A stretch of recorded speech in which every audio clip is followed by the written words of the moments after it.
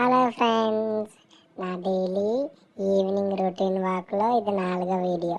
నేనేమొచ్చి fish aquarium నుంచి బయటకు వచ్చి అలా బయటికి రాగానే నాకు గోకుల్ రెస్టారెంట్ అని చెప్పి చోట కనిపిస్తుందండి. ఇది north Indian restaurant, pure vegetarian. రోజు ఇక్కడికి వచ్చి నేను డోర్ కొట్టగానే నా కోసం అటు నుంచి ఒక వెయిటర్ వచ్చి అలా డోర్ తీస్తాడు. మనం రాజులం కదా, అలాగే ఉంటుంది.